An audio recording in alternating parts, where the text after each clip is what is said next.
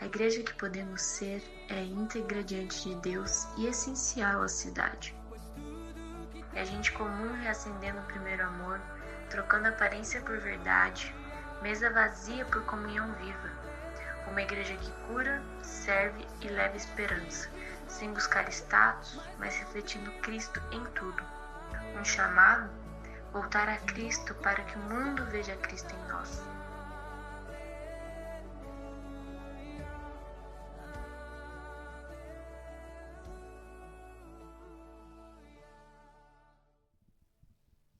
Boa noite, igreja, graça e paz. Mais uma vez estamos aqui iniciando um mês e também iniciando uma nova série de mensagens onde nós vamos refletir sobre este tema tão especial. Para quem não lembra, no mês agora de outubro, a nossa igreja completa mais um ano de vida, nós vamos completar 30 anos. No último domingo, dia 26, eu já adianto aí que estão todos convidados, e é o mês do aniversário da igreja, é também o mês da Reforma Protestante, então no dia 31 de outubro a gente não comemora Halloween, a gente comemora o dia da Reforma Protestante, onde a gente lembra deste movimento eclesiástico, onde a igreja ela precisou se posicionar a respeito de algumas coisas e, com base ali nos reformadores, a gente tem, então, essa data tão especial para nós, a Igreja Presbiteriana Reformada. E eu quero conversar este mês com vocês sobre as igrejas do Apocalipse. Então, vocês já devem ter ouvido sobre as 7 cartas escritas às igrejas ali da Ásia. E nós vamos começar hoje estudando e conversando sobre a primeira igreja, a igreja de Éfeso. E eu convido você então a abrir a sua Bíblia lá no livro de Apocalipse.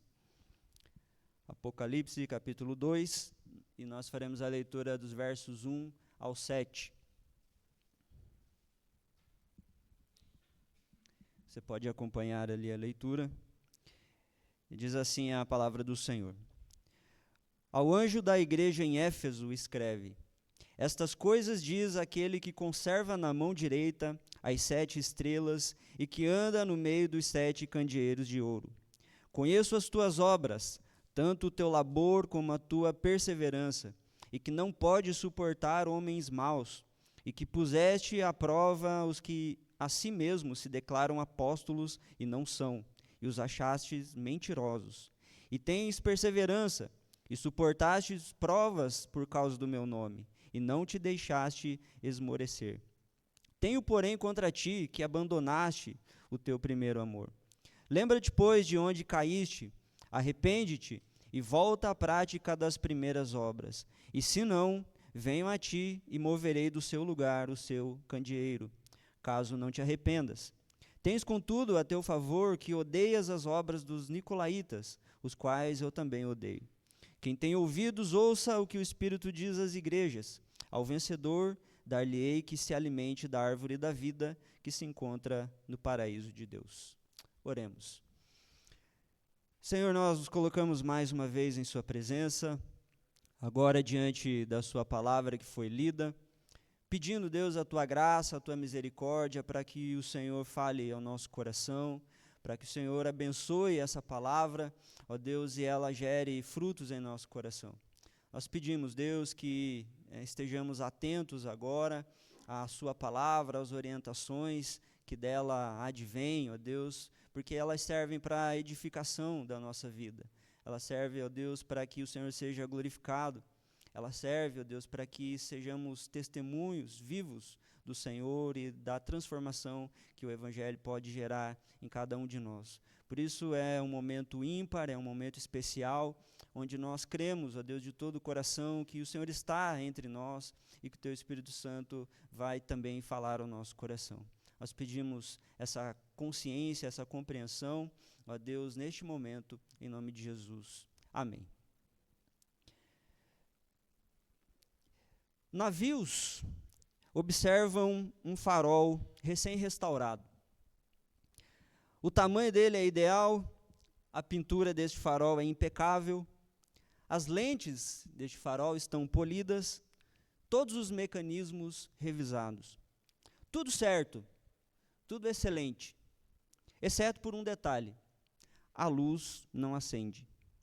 Os navios veem essa torre, eles tiram fotos e admiram a sua estrutura, mas à noite ficam à deriva, porque o farol não tem o essencial, a luz.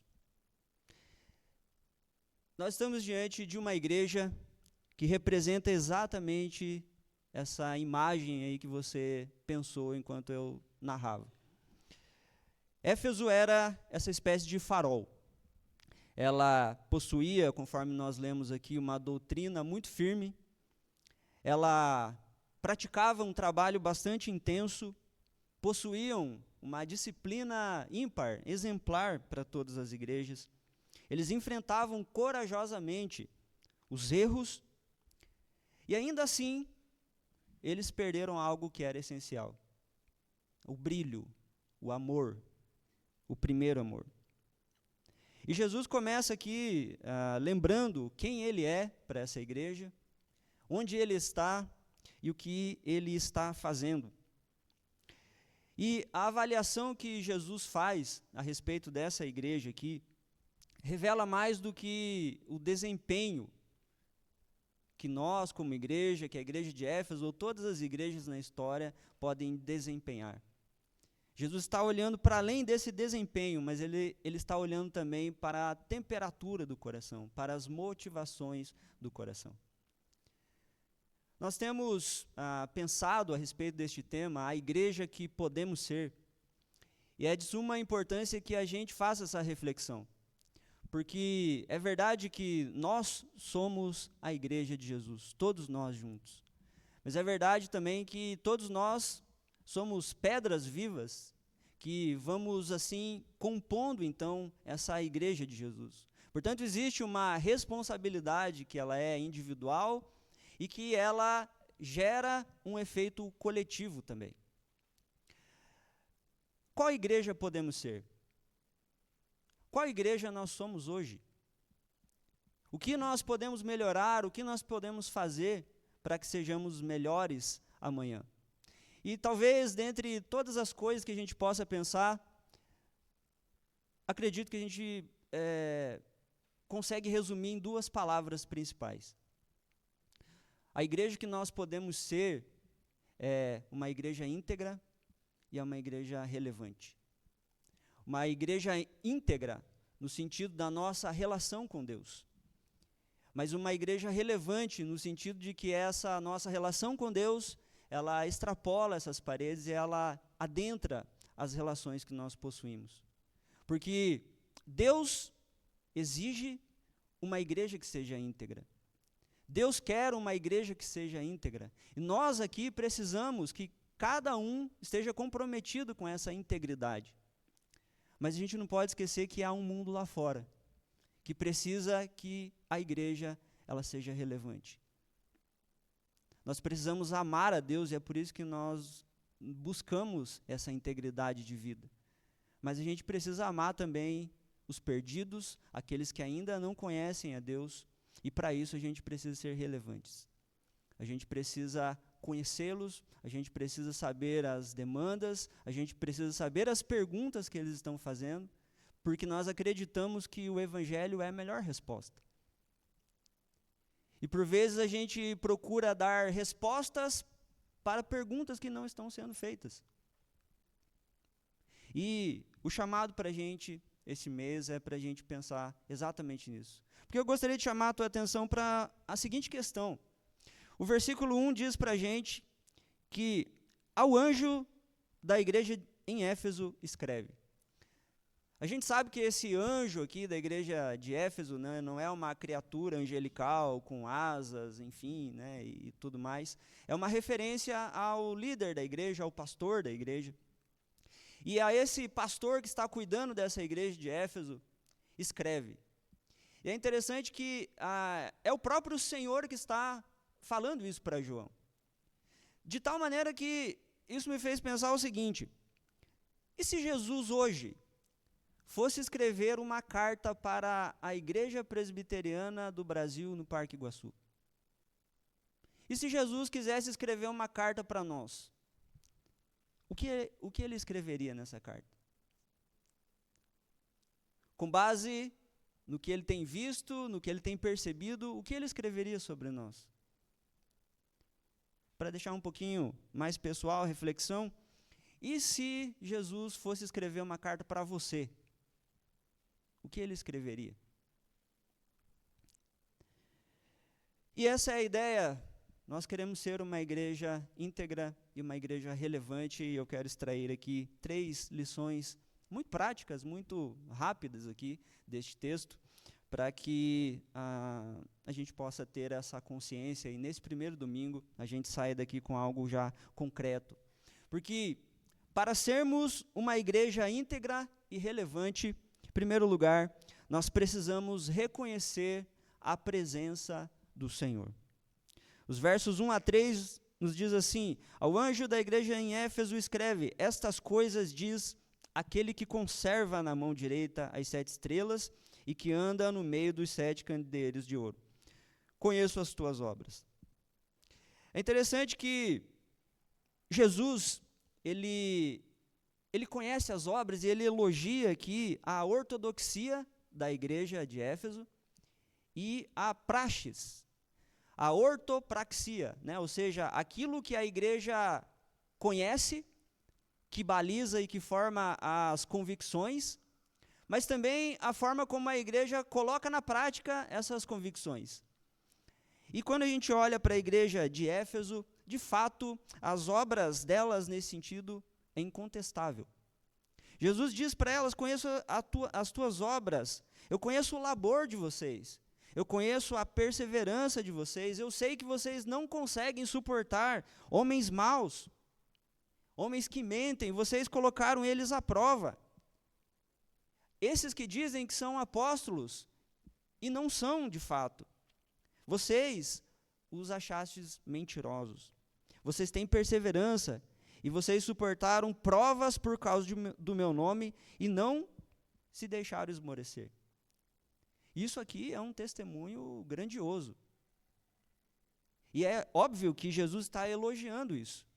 Porque é importante as nossas convicções. As nossas convicções são importantes. E a nossa prática também é importante. Tudo isso daqui, de fato, merece elogio. Porque, muito diferente da igreja de Éfeso, talvez não poderia ser falado a respeito de muitas igrejas. Porque aqui nós temos uma igreja que sofre, e a gente lembra que lá em Atos capítulo 19, capítulo 20, né, está ali toda a narrativa de Lucas a respeito dessa cidade de Éfeso.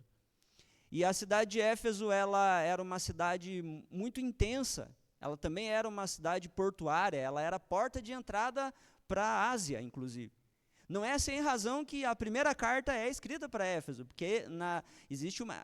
Você passa por Éfeso e as igrejas aqui elas estão numa sequência, elas estão numa linha sequencial geográfica aqui, que faz todo sentido. Então, a igreja que está plantada em Éfeso, ela está plantada, por exemplo, numa cidade que é extremamente idólatra.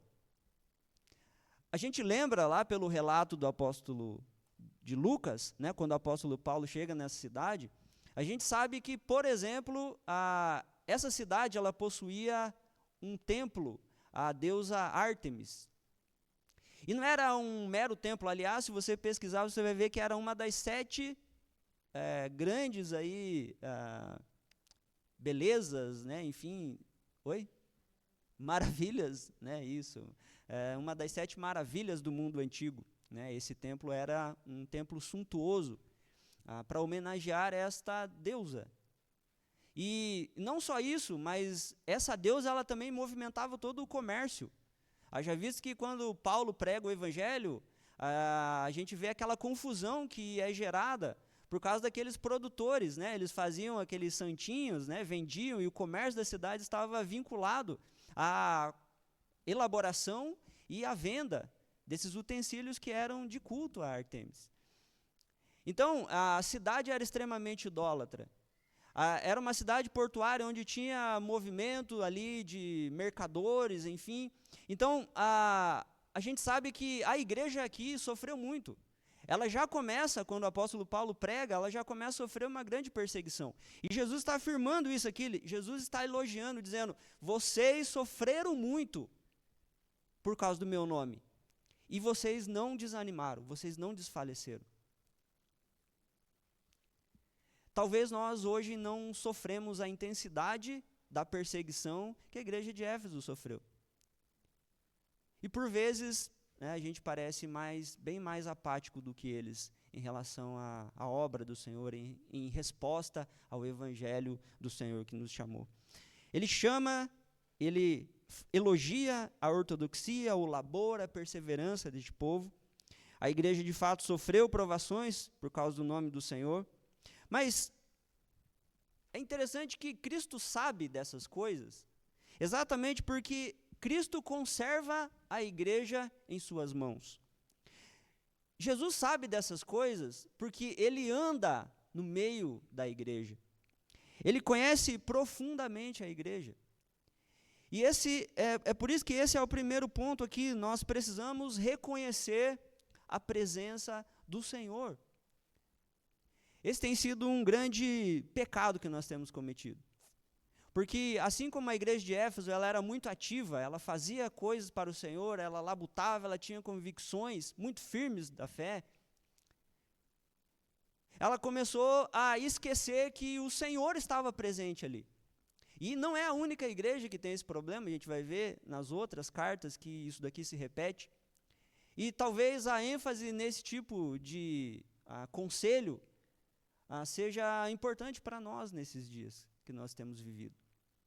Porque nós temos muita facilidade em sermos religiosos. A gente tem muita facilidade para obter e adquirir informações a respeito da fé. Aliás, a fé está na moda hoje. Todas as pessoas buscam desenvolver um certo tipo de espiritualidade, elas buscam se aprofundar em algum tipo de fé. Todos têm consciência que precisam de algum tipo de fé e todos têm consciência que essa fé ela precisa se transformar em ações práticas. Mas a grande questão é que Deus não está longe lá nos céus. Ele está entre nós.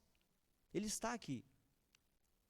E talvez essa consciência, porque se você pensar que enquanto nós estamos reunidos aqui, Jesus está sentado aqui nessa cadeira, e se fisicamente fosse possível ver Jesus sentado aqui, eu tenho certeza que o nosso culto seria diferente. Eu tenho certeza que o nosso comportamento seria diferente. Eu tenho certeza que o nosso compromisso seria diferente. Só que parece que aquele jargão é bem verdadeiro, né? O que os olhos não veem, parece que o nosso coração não sente também. Só que espiritualmente falando é o contrário. É o nosso coração que vê. É lá dentro. E essa convicção é importante porque Jesus chamou a atenção para isso. Jesus, no versículo 2 aqui, deixa bem claro. Ele é aquele que conserva na mão direita as 7 estrelas. E essa é uma linguagem, né, mais poética, mas as 7 estrelas é uma referência às 7 igrejas. Assim como é um sinônimo quando ele diz que anda no meio dos 7 candeeiros. Então, as 7 estrelas e 7 candeeiros é a mesma coisa.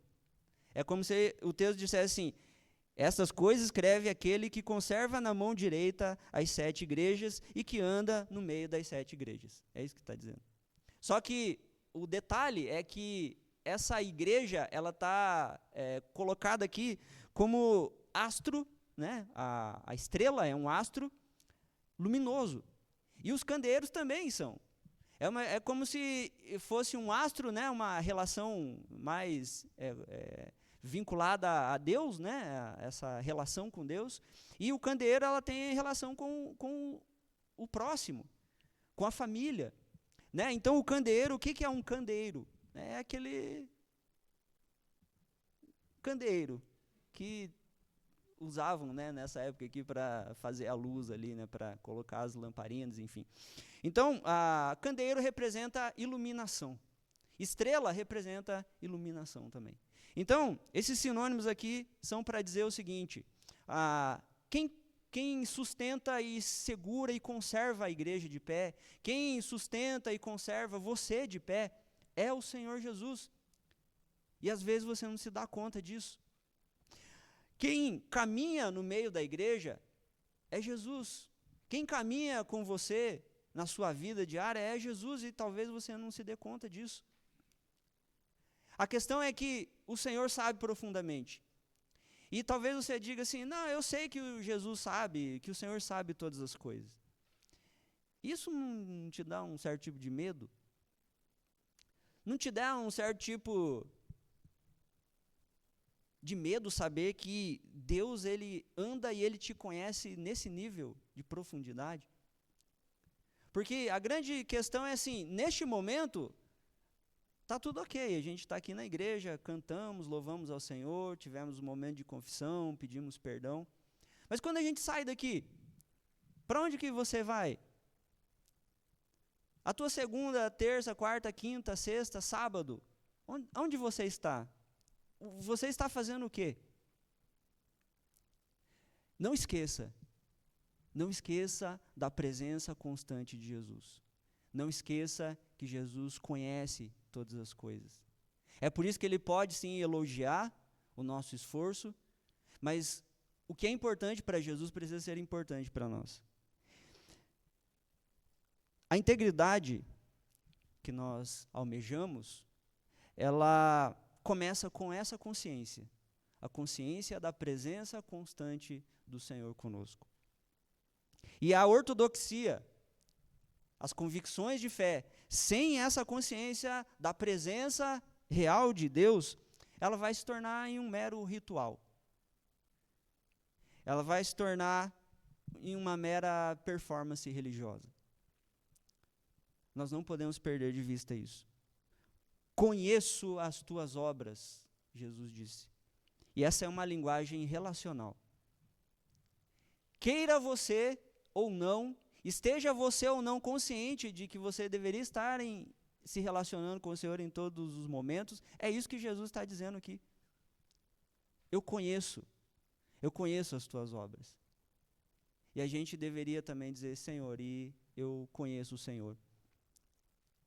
A integridade, ela não é só acertar nas listas e nas tarefas que a gente faz ao Senhor. Antes disso, ela é um temor ao Deus que está presente. A integridade, ela é cultuar, ela é servir, como diziam os reformadores, coram Deo, na presença de Deus, com o coração na presença de Deus. É essa ideia de uma relação que é recíproca. Da mesma forma que Deus nos conhece e anda conosco, nós intencionalmente conhecemos e caminhamos com Deus também.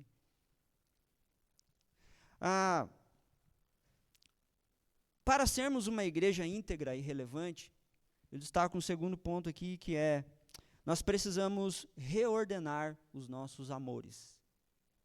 Precisamos reordenar os nossos amores. Por que isso? Porque o versículo 4 diz assim para a gente: tenho, porém, contra ti que abandonaste o primeiro amor. Esse abandonaste, né, o primeiro amor, Agostinho, né, de Hipona, ele falava sobre isso, sobre a ordo amores, né, a ordem dos amores. E para Agostinho, ele entendia que o pecado, ele não era sobre você amar coisas que são más, que são vis. Mas para ele, pecado era amar as coisas boas, inclusive, os bens, mas de maneira desordenada. Então, o pecado é amar coisas boas, os bens, de maneira desordenada. É você colocar aquilo que tem menor valor acima daquilo que tem maior valor. É uma espécie de inversão de valores aqui que ele está falando. E ele define, inclusive, virtude exatamente como essa ordem do amor, quando você consegue ordenar a sequência e a intensidade do amor e os objetos do amor. Quando você consegue ordenar isso, você é uma pessoa virtuosa, segundo Agostinho. Ou seja, é amar cada coisa no seu devido lugar, só que com Deus acima de todas as coisas. Então, ele dá um exemplo, por exemplo, que ele usa para falar a respeito de valores, né? Ele fala assim, quando você ama mais o ouro, por exemplo, ou o dinheiro, do que a justiça, ele vai falar assim, o problema não é o ouro em si, o problema não é o dinheiro, o problema é o seu coração que está desordenado. Então, em termos práticos, Agostinho diz que Deus ele deve ser amado por si mesmo. Nós devemos amar a Deus pelo simples fato de que Ele é Deus. Não pelo que Ele pode fazer, não pelo que Ele fez, não por causa de alguma coisa que alguém falou sobre Ele, mas simplesmente pelo fato de Ele ser Deus, Ele já é digno de ser adorado e amado por todas as suas criaturas. Então, Deus deve ser amado por si mesmo, o próximo deve ser amado em Deus e por causa de Deus. Então, esse amor primeiro a Deus vai fazer eu amar o próximo também. Nós amamos as pessoas, nós amamos as coisas que Deus nos deu, mas nós amamos essas coisas em Deus e não em detrimento de Deus. É por isso que é tão grave quando as pessoas buscam a Deus porque elas precisam de alguma coisa. É por isso que é tão grave quando as pessoas fazem coisas para Deus, mas não amam a Deus. Não tem afeição alguma pelo Senhor. Isso é um tipo de amor desordenado porque ele diz respeito mais a você do que a Deus. Às vezes a gente gosta de fazer as coisas para Deus, não porque é para Deus, ou porque a gente tem consciência disso, porque a gente ama a Deus, mas é porque a gente gosta das tarefas. É porque a gente gosta das consequências de a gente fazer as tarefas. Agora, não ignore o fato de que amar a Deus exige provas, exige de fato tarefas. Só que essas tarefas, elas estão alinhadas, elas têm a ver com essa prioridade e esse compromisso que nós damos ao Senhor, porque isso é ser íntegro. Agostinho ainda ele escreve a respeito de duas cidades, né? Ele gosta dessa analogia e ele fala dessas duas cidades que eram feitas de dois tipos de amor, né? E a primeira cidade é a cidade terrena, e essa cidade terrena, o amor funciona, um amor voltado a si, e ele vai até o desprezo a Deus. Então, na cidade terrena é assim que funciona. O amor primeiro é para si mesmo, e aí ele vai num nível de degradação até chegar no desprezo total a Deus. Ele descreve que esse é o amor terreno. Mas ele descreve também uma cidade celeste, que acontece exatamente o contrário. O amor começa em Deus e ele vai até o desprezo de si. É aquela ideia que Jesus fala, né? Se você me ama e quer me seguir, você tem que dizer não para si mesmo. Você tem que se abandonar. Você tem que preferir a Deus do que a si mesmo.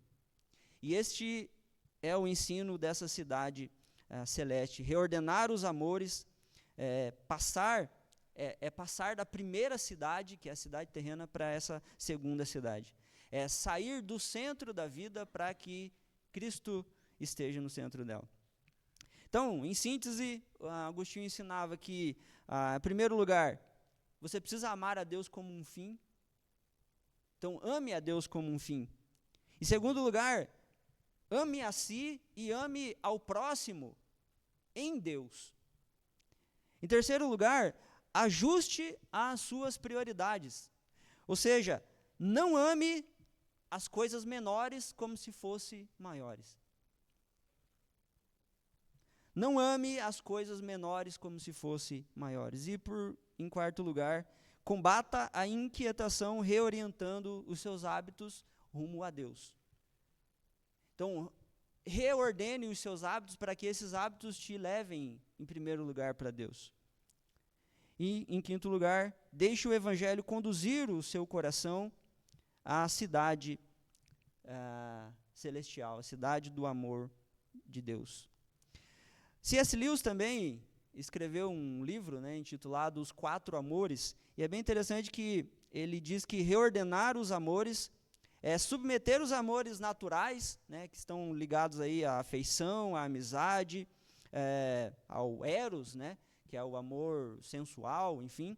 É você submeter esses amores, que são naturais, ao maior, que é o amor ágape, né, que é este amor bíblico do qual Jesus está falando aqui. Para que isso? E aí C.S. Lewis diz que é para que cada um seja amado segundo o seu valor e que ninguém ocupe o lugar de Deus. Os amores que foram criados por Deus e eles são bons. Mas esses amores que foram nos dados e que são naturais, eles não são autossuficientes. E se eles se transformarem em fins últimos, eles vão se tornar idolatria. E eles vão destruir a gente. Então, se você ama as coisas como um fim em si mesmo, então é aquela ideia assim, a hora que eu encontrar uma pessoa, aí sim eu vou ser feliz. Mas a hora que eu tiver um filho, aí pronto, aí está tudo certo.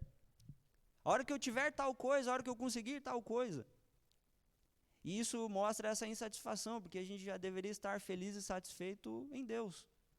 E entender que as outras coisas, elas são dádivas presentes de Deus, que devem sim serem cuidadas e amadas, mas no seu devido lugar. E aí ele emite, então, uma das frases mais conhecidas dele, muito profunda, e ele diz assim, o amor começa a ser um demônio quando começa a ser um Deus.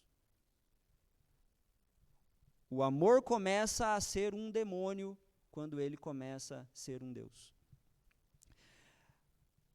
Perceba que no texto que a gente leu aqui, o amor da igreja de Éfeso não foi perdido bruscamente. Este amor foi abandonado lentamente, inclusive. Porque abandonar não é perder. Que às vezes fala, vocês perderam o primeiro amor. Não é perder. A palavra abandonar, ela tem a ver, sabe o que ela significa? Abandonar tem a ver com substituir.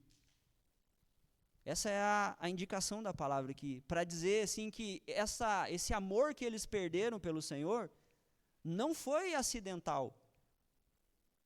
Não foi algo brusco que foi retirado deles do nada. Abandonar tem a ver com substituir.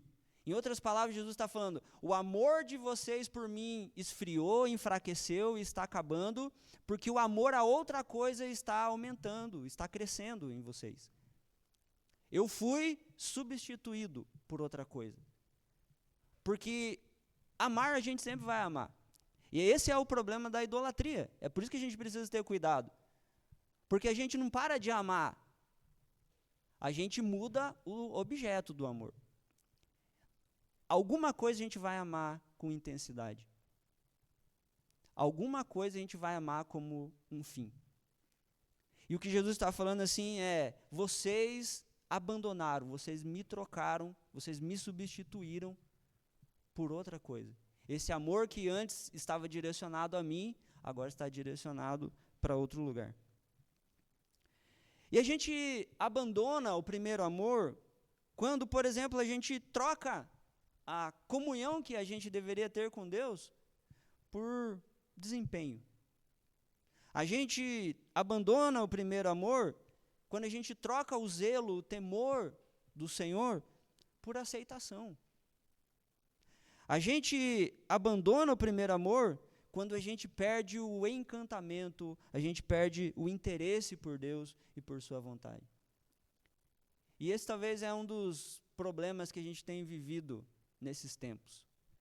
A gente perdeu a capacidade de se encantar com as coisas. A gente é uma geração bastante desinteressada a respeito de tudo. Então, como a nossa mente ela está sendo bombardeada de coisas, de informações, A gente, às vezes, não tem essa liturgia da vida de pausar, de refletir sobre as coisas, de avaliar o valor das coisas, a beleza das coisas. Aliás, existe um outro problema que a gente vive hoje, que é o relativismo. E que isso minou também a questão do encantamento. Porque, no final das contas, não existe nada que é belo, não existe beleza. É relativo, né? O que é beleza para você? O que é beleza para mim? O que é beleza para qualquer um? Então, a gente perdeu essa essência, que nós fomos criados para isso, para que a gente contemplasse as coisas e percebesse o valor das coisas, a gente se encantasse com as coisas. Então, existem esses valores que são objetivos, que são absolutos, exatamente para nos fazer lembrar de Deus. Então, quando a gente está diante de uma música que é bela, isso deveria fazer a gente refletir sobre a beleza de Deus. Quando a gente está diante de uma pintura, de uma arte que é bela, isso deveria nos remeter a Deus, que é a beleza. Então, essa nossa dificuldade hoje, né, de se encantar com as coisas, refletiu na nossa relação com Deus. A gente também não tem muito interesse por Deus e, obviamente, não teremos interesse pelas coisas de Deus também. Porque, via de regra, as coisas de Deus, elas não fazem parte do nosso cardápio. A gente não gosta muito das coisas que Deus gosta. E aí, o que a gente faz? A gente faz o que a igreja de Éfeso fazia.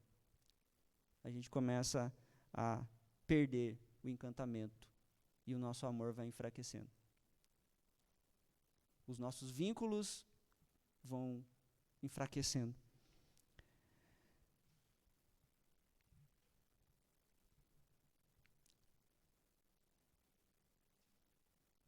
Para sermos uma igreja íntegra e relevante, em terceiro lugar, nós precisamos ouvir a voz do Espírito.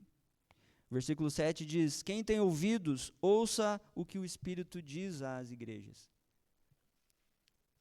Parece redundante falar isso, mas você sabia que Deus fala com a gente? Você sabia que Deus fala com a igreja?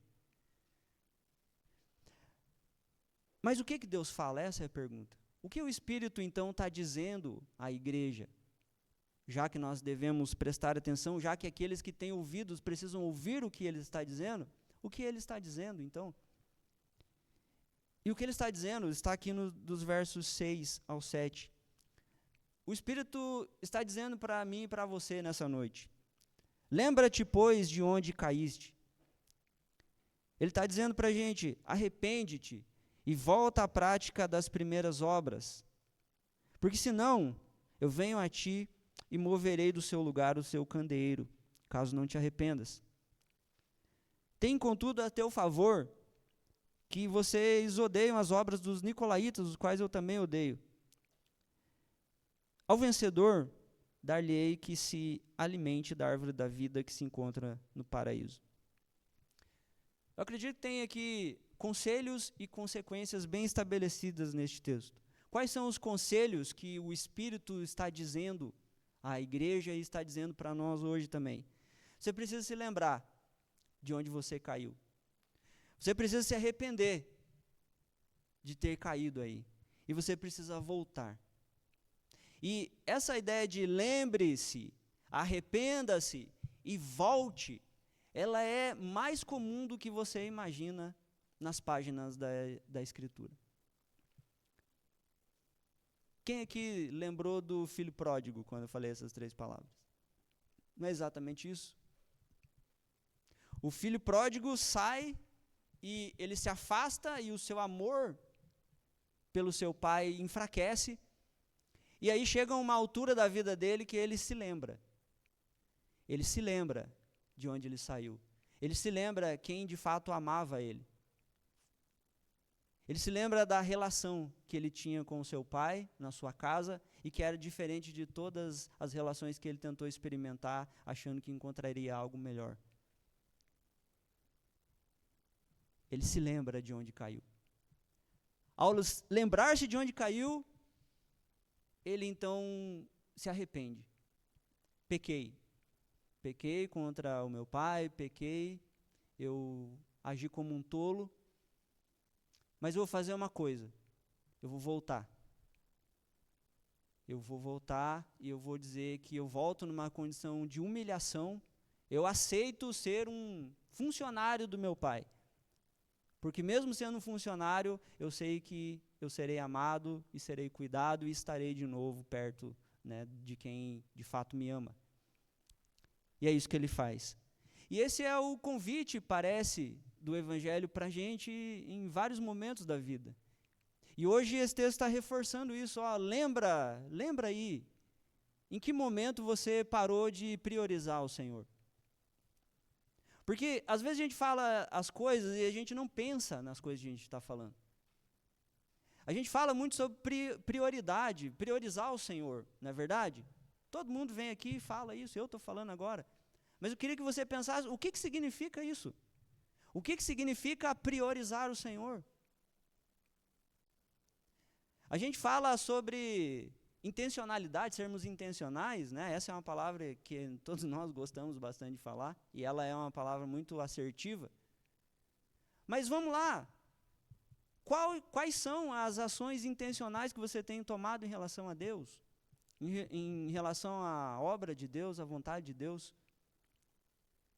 Então, essa ideia de lembrar de onde a gente caiu, em que momento a gente parou de amar o Senhor, e mais do que isso, se nós estamos parando de amar o Senhor, o que está assumindo esse lugar? Se você está parando de amar o Senhor, para pensar aí, o que você está amando no lugar dele? Priorize de fato o Senhor. Coloque o Senhor como primeiro no seu coração. Porque aí o seu amor estará ordenado. E aí as outras coisas, elas estarão encaixadas nos seus devidos lugares também. Então, o conselho para nós nessa noite é bem prático, e é isso. Se lembre de onde você caiu. Se arrependa disso. E volte. Este é o convite que o Espírito diz às igrejas e diz para nós nessa noite. Se você caiu, se você se sente afastado de Deus, se você sente que a sua vida cristã ela não é mais como era outrora, se você não se encanta, não se empolga mais com Deus, com as coisas de Deus, alguma coisa está errada no seu coração. Veja onde você caiu, reflita sobre isso. Só que se arrependa também. Mas não só lembre e se arrependa, mas existe um chamado aqui para nós. E essa é a maravilha do Evangelho. Essa é a graça e a misericórdia que Jesus sempre manifesta. Porque sempre existe a opção de a gente voltar para Ele. E quando Ele dá essa opção para que a gente volte, é porque a gente vai ser aceito se voltar. E assim, não recuse um conselho, uma proposta do Senhor. Se você ouvir a voz do Senhor, não endureça o seu coração. O texto fala sobre consequências. O texto fala que ao desobediente, aquele que não faz, não segue essa recomendação, o texto fala assim, Jesus vai tirar o seu candeeiro.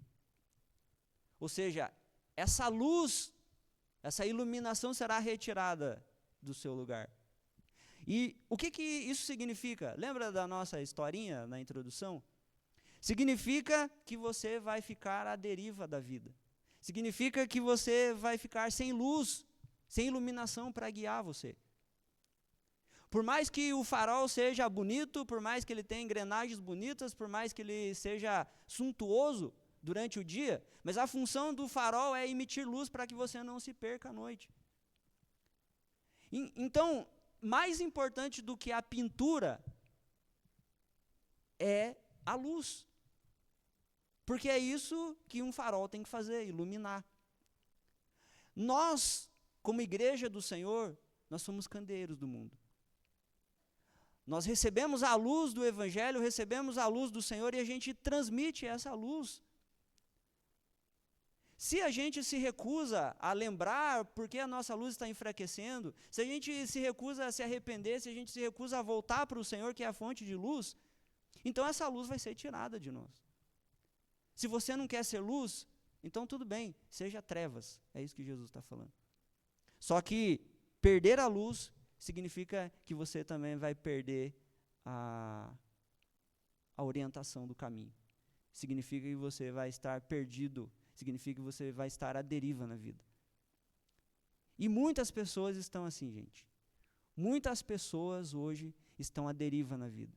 Estão perdidas, sem sentido, sem propósito. E estar na igreja, fazer as coisas, é mais uma coisa que ela faz nesse monte de escuridão que ela se encontra. Porque o convite é mais do que ações, é uma questão de relação. Volte para o Senhor. Ame o Senhor de novo, com aquele amor inicial. Porque o Senhor oferece para você nada mais do que o seu amor, que é grandioso. Deus amou você, Deus amou a mim de tal maneira que Ele deu o seu Filho. E a gente não pode ousar a oferecer menos ao Senhor do que oferecer a nossa própria vida, do que amá-lo em primeiro lugar. Mas há uma consequência para aquele que obedece, para aquele que lembra, se arrepende e volta. O texto nos indica aqui que ele chegará ao paraíso. Que ele diz: ao vencedor dar-lhe-ei que se alimente da árvore da vida que se encontra no paraíso de Deus. Isso aqui é bonito, porque a ideia aqui, ele está dizendo assim, se você obedecer e voltar, a tua luz que talvez esteja apagando, ela vai de novo ficar forte. Ela vai ser restaurada. E você vai enxergar o caminho. Você será conduzido para o seu destino. Você não ficará à deriva. Só que, mais importante do que isso, é que isso aqui acaba se tornando um testemunho. Porque se nós estamos recebendo a luz do Senhor e caminhando rumo ao nosso destino, a gente consegue iluminar também as outras pessoas que estão perdidas e à deriva na vida. A luz do Senhor em nós, ela sempre vai para além de nós mesmos. Sempre tem a ver, a ação de Deus sempre ela tem a ver com um testemunho, para que outras pessoas sejam incluídas. Então, para finalizar aqui, o Evangelho ele não nos chama a gente escolher entre fazer as coisas, entre a prática, entre a convicção, entre a verdade ou entre o amor. O Evangelho ele chama a gente para voltar para Cristo. Este é o ponto. E quando Cristo volta a ser o centro afetivo da nossa vida, aí sim a doutrina, a ortodoxia, a praxia, né, elas vão ganhar um calor e elas vão ganhar, o nosso serviço ele vai ganhar propósito novamente. E eu encerro aqui, queridos, com uma sentença que eu acredito que resume bem o que a gente falou, né, e eu gostaria que você guardasse isso com você, porque é uma síntese do que a gente conversou agora. Se nós queremos ser uma igreja que nós podemos ser, se a gente quer ser uma igreja íntegra em relação a Deus e relevante em relação à cidade, em relação ao perdido, então a gente precisa pensar nisso. O texto encerra dizendo ao vencedor, e eu gostaria de dizer o seguinte para você: vencer é continuar voltando ao primeiro amor.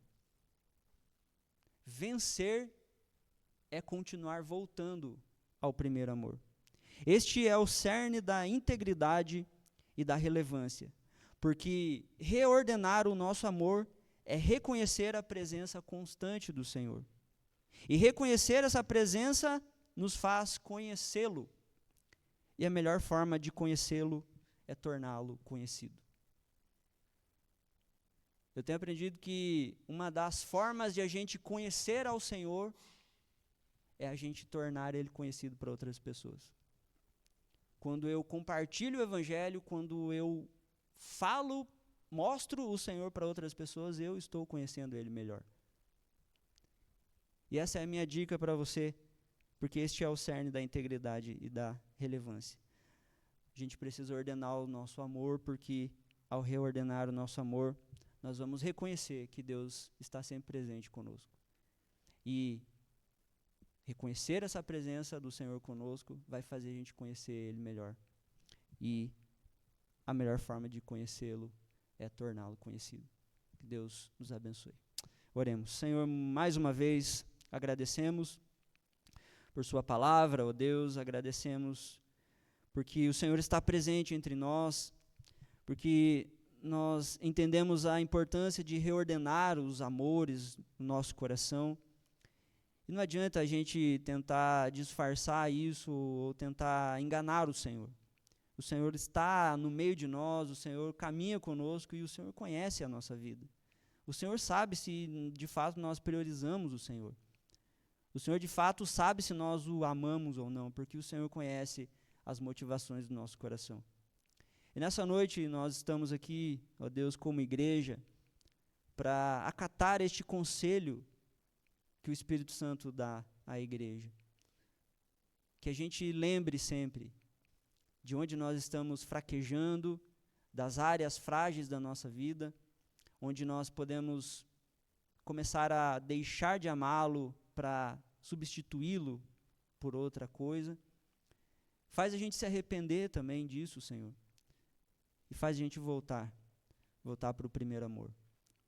Esse é o objetivo. A igreja que nós queremos ser é uma igreja que voltou a amar o Senhor como no início. Não nos deixe esquecer isso.